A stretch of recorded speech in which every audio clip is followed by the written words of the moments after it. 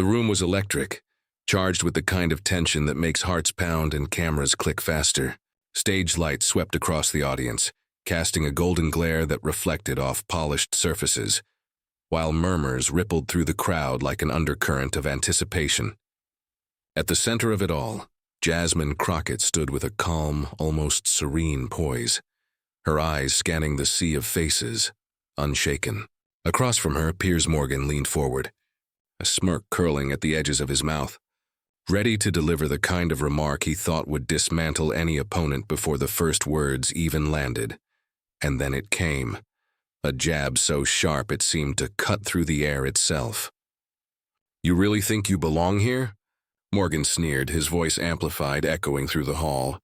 A few laughs erupted from the audience, forced and uneasy, but many simply stared, stunned.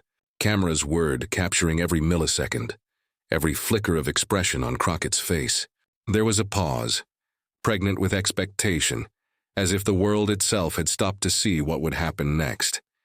Jasmine Crockett's lips didn't twitch, her eyes didn't narrow. There was a stillness to her presence that made the insult hang in the air, heavy and absurd all at once. The crowd, unsure whether to cheer or gasp, leaned in. Morgan's smirk faltered ever so slightly. The words had landed, yes, but the target of his mockery remained unmoved, a human embodiment of composure under pressure. Somewhere in the audience, a whisper of disbelief spread. She wasn't flinching. And that quiet refusal to react began to stir something deeper, a sense that this encounter would not play out the way anyone expected. The cameras panned across faces, journalists scribbling frantically, social media mavens already reaching for their phones, and for a fleeting second, time seemed suspended. Morgan, sensing the unusual tension, tried to regain control with another cutting remark, but the weight of the moment had shifted. Crockett's stillness was no longer just a lack of reaction. It was a statement, a silent challenge. The audience felt it. The lights seemed to grow brighter, and even Morgan's bravado flickered. But what happened in the next few seconds left everyone frozen in disbelief. The cameras didn't just capture a confrontation, they captured a collision of worlds. Jasmine Crockett had entered the studio not merely as a guest, but as a symbol, a rising political figure known for her unwavering advocacy, her voice for the underrepresented, and a history of standing firm against injustice. Tonight's debate wasn't just a televised segment. It was a test of principles, a stage where every word carried weight far beyond the walls of the studio. Millions would watch, share, and dissect every expression, every pause.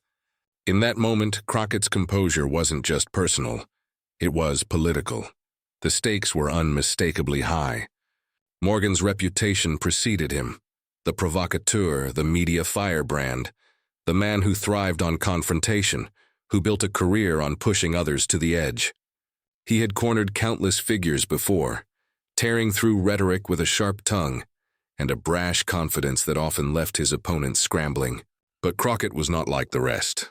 She carried with her a story of resilience, a background that demanded respect, and a mind honed by years of policy work and public service. The clash that was about to unfold wasn't merely verbal, it was a microcosm of the ongoing battle over American values, over identity, dignity, and representation. As the lights glinted off the polished stage, the audience felt the tension in the air. Journalists scribbled notes furiously while producers whispered over headsets, aware that every moment could become a viral clip within seconds. Social media influencers sat poised, ready to turn gestures and glances into instant commentary. This wasn't just television, it was a cultural moment. Crockett's presence challenged the norms of the debate stage, where arrogance had often dominated, where poise was often mistaken for passivity. Tonight the world watched to see if integrity and intellect could withstand the calculated provocation of one of the sharpest media antagonists alive. Crockett's preparation was meticulous. She knew the topics that would be weaponized against her, the likely angles of mockery, and the subtle ways her opponents might try to diminish her. But she also knew that remaining calm, measured, and unyielding was her greatest power. Every line she delivered, every carefully chosen word, carried the weight of experience and principle. In contrast, Morgan's bravado had its own rhythm, fast, biting, unpredictable. He relied on surprise, on shocking quips, on making the room react before his target could think. Yet the audience sensed a growing tension beneath his practiced smirk, a crack in the facade that few had anticipated. The debate was no longer just about policies or opinions. It had become a theater of contrasts: integrity versus theatrics, dignity versus derision, preparation versus improvisation. Each glance exchanged, each pause measured, added to the mounting anticipation. Viewers at home leaned closer to their screens, aware that the next exchange could define public perception, could be clipped and shared endlessly, could spark conversations about respect, representation, and the courage it took to stand unmoved under ridicule. Behind his smirk, Morgan's arrogance was about to meet an unexpected challenge. Piers Morgan was no stranger to the spotlight, and he wore it like armor. For decades, he had cultivated a public persona that thrived on confrontation, a man whose voice was as sharp as his suits, whose words often cut deeper than any journalist's pen could. His charm was polarizing, his wit razor-edged, and his interviews were notorious for pushing guests to the edge. Morgan didn't just ask questions. He cornered, provoked, and exposed vulnerabilities with surgical precision. To many, he was a fearless commentator, the type who would challenge anyone, anywhere. But to those on the receiving end, he could feel like a relentless storm, a tidal wave of arrogance and bravado crashing against anyone daring to hold their ground. His career had been punctuated by moments that only solidified his reputation as a provocateur.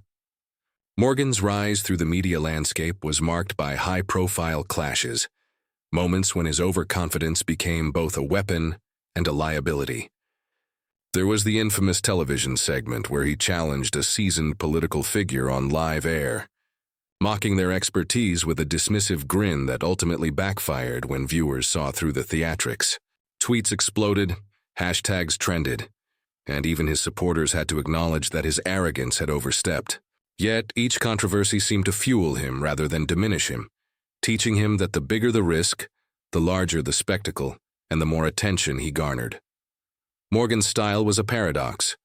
On one hand, he demanded accountability, exposing missteps and contradictions with relentless scrutiny. On the other, he wielded his own biases and provocations as weapons, often dismissing opposing voices with a scoff or an eye roll. He thrived on imbalance, on the reactions of those he believed would falter under scrutiny. There was a performative quality to his insults, a calculated rhythm meant to unsettle, to dominate the stage before the guest could even find their footing. His audience had come to expect it. Morgan would speak first, strike hard and leave a lasting impression, whether the world agreed with him or not. Yet beneath the surface of that polished confidence lay a subtle fragility, a reliance on shock as armor. Over the years, his confrontations had become predictable to those who studied him. Audiences could see the pattern: the smirk, the pause, the jab meant to unsettle. And while his targets often stumbled under pressure, there were moments when the world watched someone stand tall, someone whose calm exposed the cracks in his bravado. In those rare instances, Morgan's overconfidence became his undoing.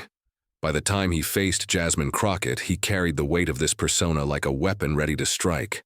The studio lights reflected off his calculated smirk, the audience sensing the familiar rhythm of provocation that had defined his career.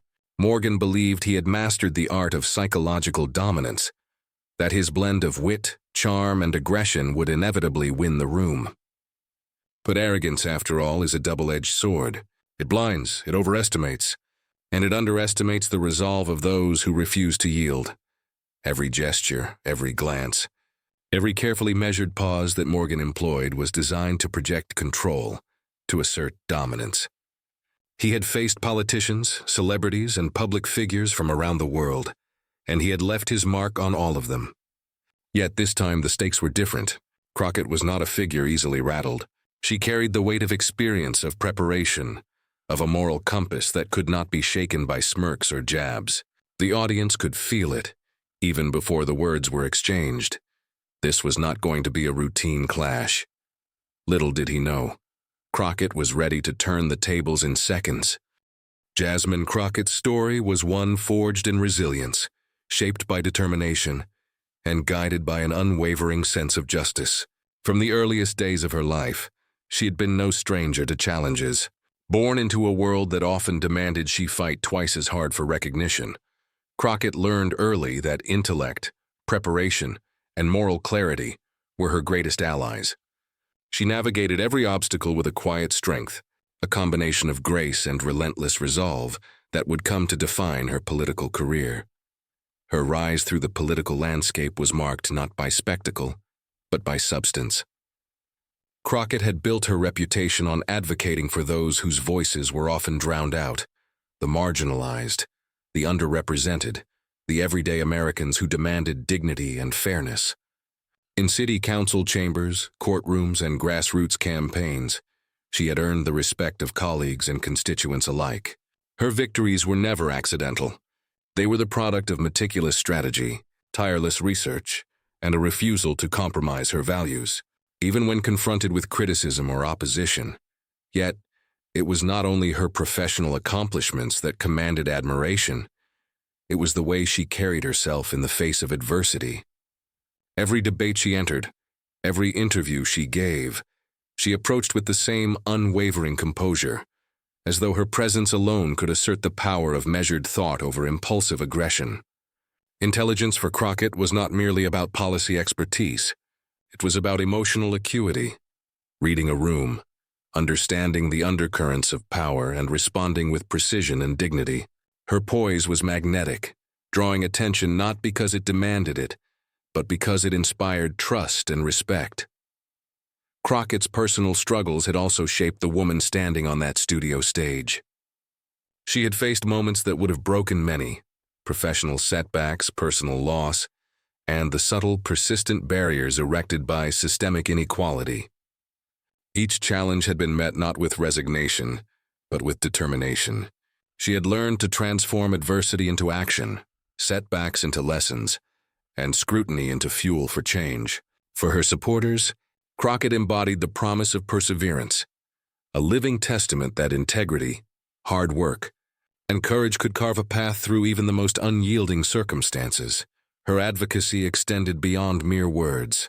She fought tirelessly for educational reform, civil rights, and policies that uplifted the underserved. She had taken on entrenched systems of power, challenging norms and demanding accountability.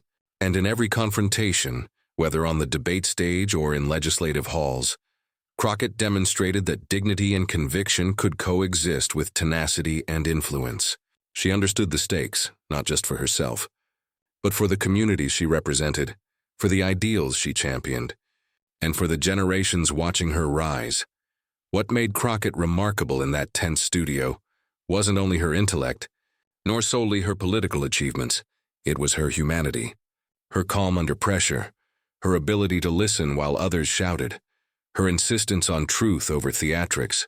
All of it created a presence that could disarm arrogance and challenge hubris. Those who had seen her speak or debate before knew that she wielded her words not as weapons, but as instruments of clarity, moral authority, and inspiration. On the eve of this confrontation with Piers Morgan, all of her preparation, all of her experiences converged.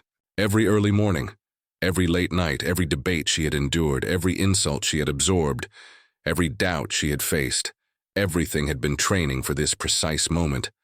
The audience watching now might see only the poised figure standing under the lights, but behind that calm exterior lay years of struggle, discipline, and resolve. Crockett was ready, not because she sought confrontation, but because she understood the responsibility of standing firm when provocation sought to diminish her. Her presence carried more than authority. It carried a message that integrity and intellect could withstand mockery, that courage could silence arrogance. That moral conviction was a force more powerful than bluster. Everything she had endured had prepared her for this moment. The stage seemed to hum with anticipation as the debate progressed, a silent current pulling every eye toward the two figures at its center. Piers Morgan leaned into the moment, his smirk sharpened by confidence, his words measured to provoke maximum reaction. He circled his opponent with verbal precision, landing quips that were designed to unsettle, to test the composure of anyone who dared to stand against him. Each sentence dripped with mockery, each inflection calculated to command attention. The audience, initially hesitant, began to respond in murmurs and nervous laughter. "You've made quite the claim about leadership," Morgan said, tilting his head in exaggerated disbelief. "But do you even understand the weight of what you're promising?"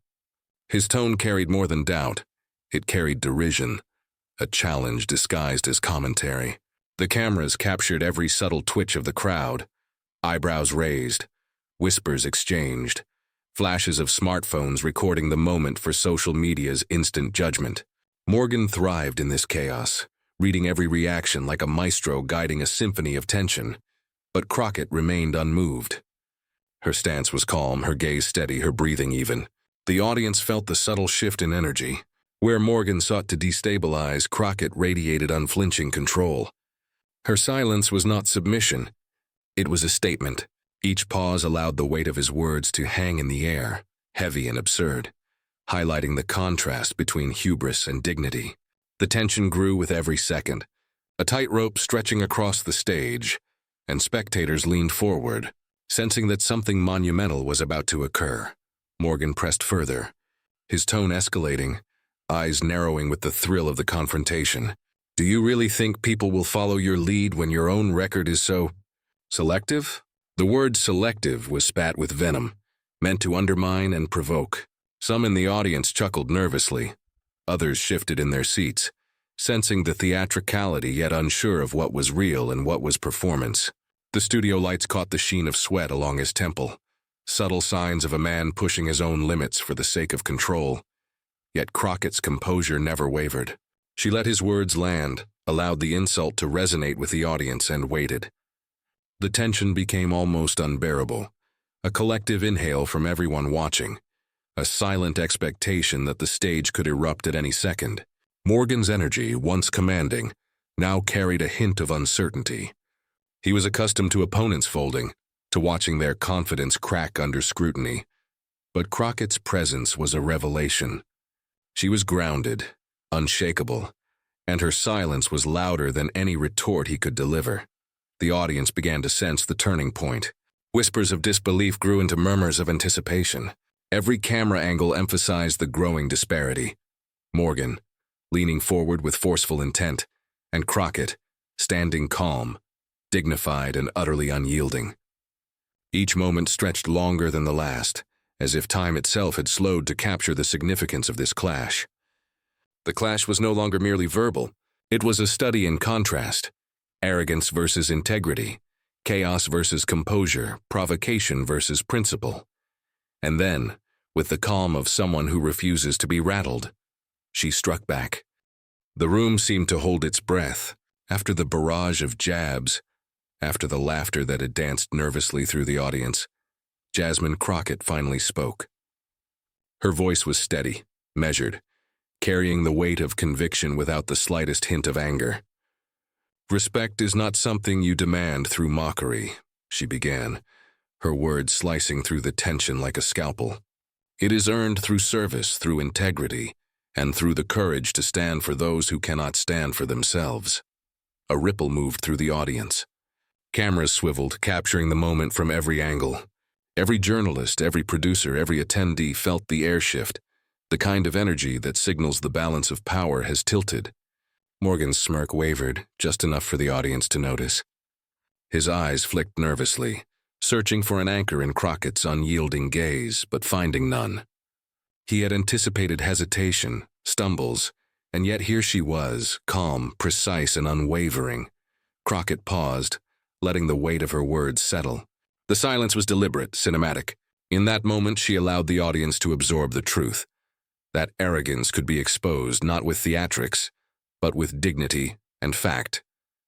"You see, Mr. Morgan," she continued, her tone even but firm, "mocking someone's experience or questioning their right to lead does not prove intelligence. It exposes insecurity.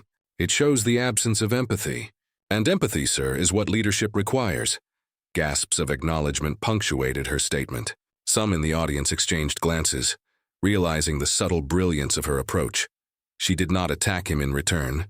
She revealed the flaw in his own strategy. The cameras lingered on Morgan, whose jaw tightened imperceptibly, a flicker of frustration crossing his features. He tried to respond, to regain momentum, but the rhythm of the encounter had changed. The room, the cameras, even the very energy of the broadcast had shifted to Crockett's favor. She leaned slightly forward, her presence commanding yet unassuming. "For years," she continued, "we've been told that confidence means loudness, that wit is measured in sarcasm, and that power is proven through intimidation. But history shows us otherwise. True leadership is measured by service, by accountability, and by the courage to remain steadfast when provoked. That is what the people deserve, and that is what I stand for." The audience reacted immediately. Applause erupted in pockets, hesitant at first, then swelling into a wave of recognition. Camera cuts captured faces lighting up with admiration, smartphones recording every word to be shared across social media within moments. The studio itself seemed to vibrate with the realization. Crockett had not only defended herself, she had redefined the space, elevated the debate, and shifted the narrative entirely. Morgan's composure began to crack. His hands fidgeted on the desk, subtle gestures betraying the faltering confidence he had relied upon for years. A bead of sweat traced his temple, his usual smirk replaced by a tight-lipped strain. Every attempt he made to interrupt, to assert control, was met with Crockett's poised and deliberate responses. She anticipated the angles of attack with uncanny precision, her intellect and moral clarity rendering his usual theatrics ineffective. The slow reveals were masterful. She outlined not only the principles that guided her, but also gently exposed the contradictions in his approach, highlighting how mockery and derision could never substitute for knowledge, empathy, or accountability. Every point landed like a measured strike, calculated but humane, firm but not cruel.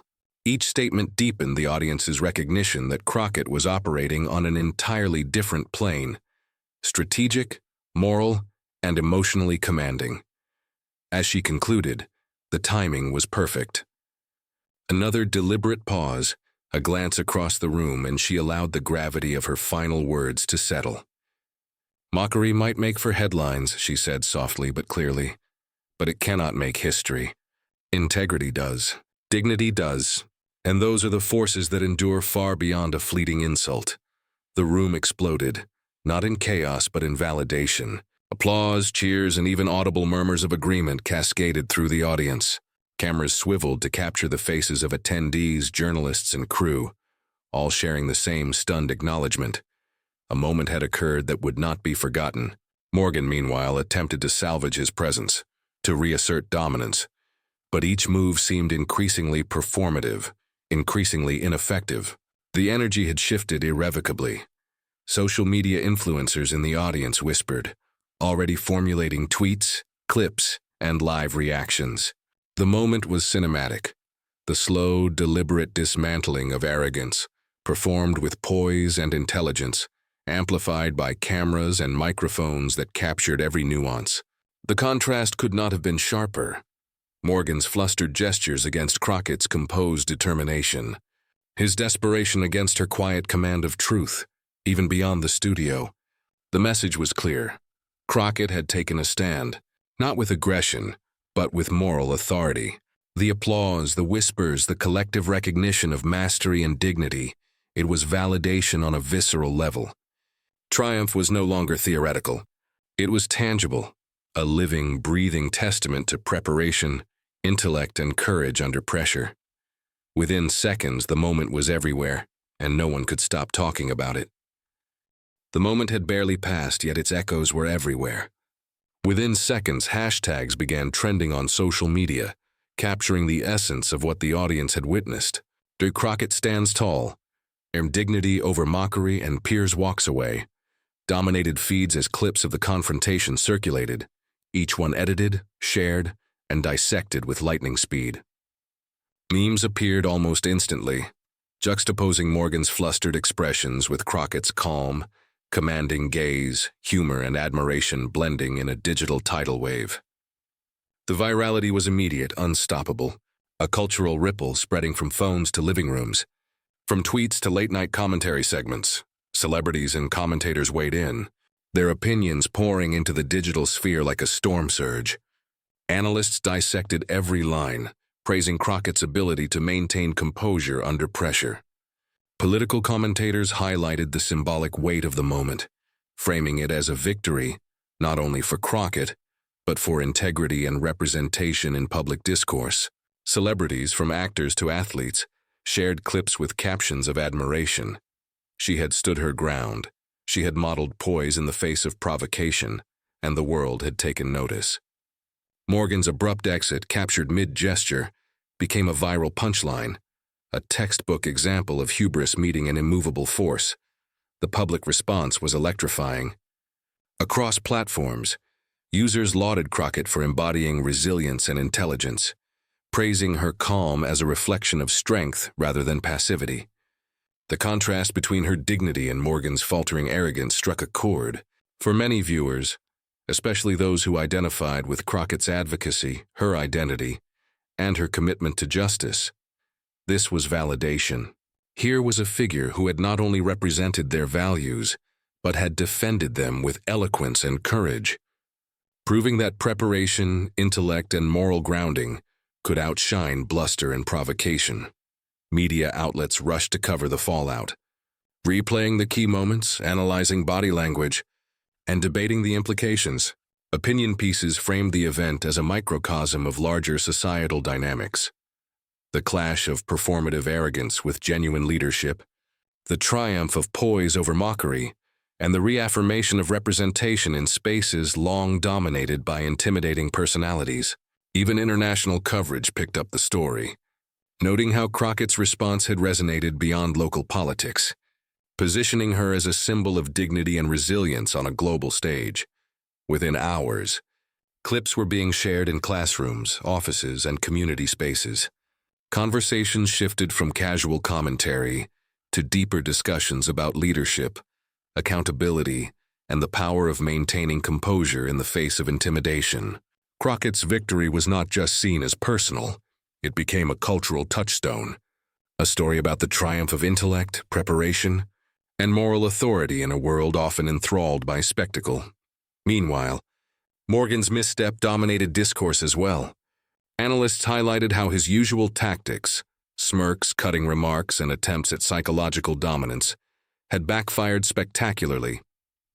His abrupt walk-off, captured in multiple angles and GIFs, became shorthand for hubris undone. Public fascination with the reversal spread across digital platforms, generating debates and commentary that reinforced Crockett's upper hand, while exposing the fragility of arrogance when confronted with principled calm. The identity politics at play were not lost on the public. For many viewers, especially those from marginalized communities or immigrant backgrounds, Crockett's composure and articulate dismantling of Morgan's provocation became a symbol of possibility. She represented the idea that one could maintain dignity, stand firm in convictions, and challenge powerful voices without compromising values. The story resonated as both a personal victory and a collective affirmation that intelligence, preparation, and integrity could dominate even the most intimidating stage. Every reaction, every shared clip, every comment contributed to a sense of collective pride. The audience felt part of the moment, participants in a cultural shift, witnessing firsthand how virtue and strategy could triumph over spectacle. Analysts predicted the ripple effects would extend beyond the debate stage, inspiring a new generation to engage in civic discourse with both confidence and principle. And in the quiet moments after the storm, the lesson became clear. Section 8, the resolution, moral lesson, 700 words. In the aftermath of the confrontation, one truth became undeniable. Jasmine Crockett's composure and dignity were the true victors of the evening. It was not the volume of her voice that commanded attention, nor the theatrics of a comeback, but the quiet, unwavering principle behind every word she spoke. The contrast had been stark. Morgan's arrogance, built on spectacle and provocation, faltered under the weight of Crockett's preparation, poise, and moral clarity. The lesson was clear. Integrity is stronger than bravado and calm. Deliberate conviction can silence even the most confident of provocateurs. Crockett's approach demonstrated that strength is not measured by who can shout the loudest. but by who can hold fast to truth when pressure is applied. Every calculated pause, every measured rebuttal, every calm retort revealed the power of foresight and preparation. She had anticipated every angle of attack, yet she did not respond with anger or theatrics. Instead, she embodied the principle that character defines leadership far more than aggression or intimidation ever could. The audience saw it. The world saw it. And for a fleeting moment, the boundaries between politics and morality blurred, leaving only clarity. The broader significance of her victory extended beyond the studio. It became a lesson in resilience for anyone facing mockery, opposition, or entrenched authority. Crockett showed that standing firm is not passive. It is active, deliberate, and courageous. She modeled the idea that principle overcomes provocation, that dignity is a weapon in its own right, and that intellect paired with moral courage can topple even the most imposing challenges.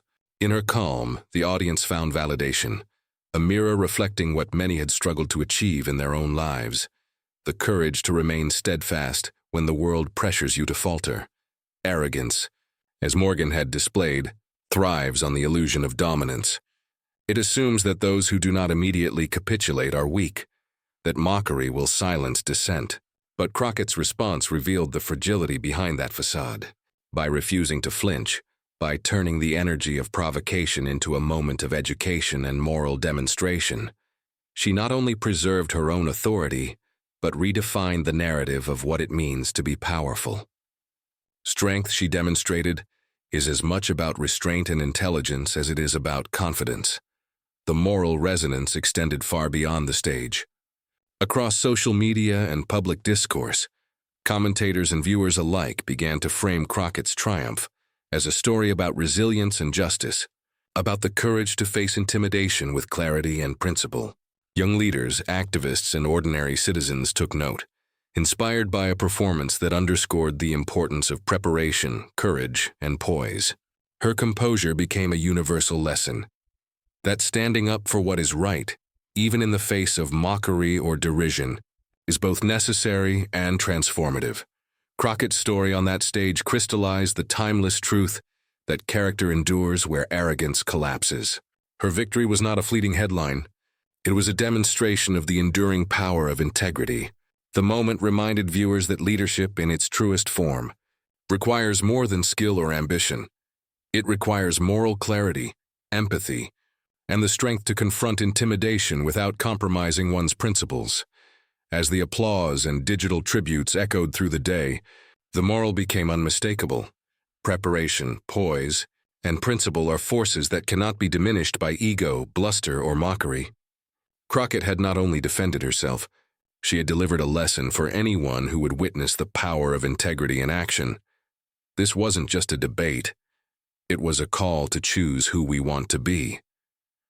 Piers Morgan mocked Jasmine Crockett, confident in his ability to dominate the stage, only to walk off moments later, undone by the quiet power of her composure.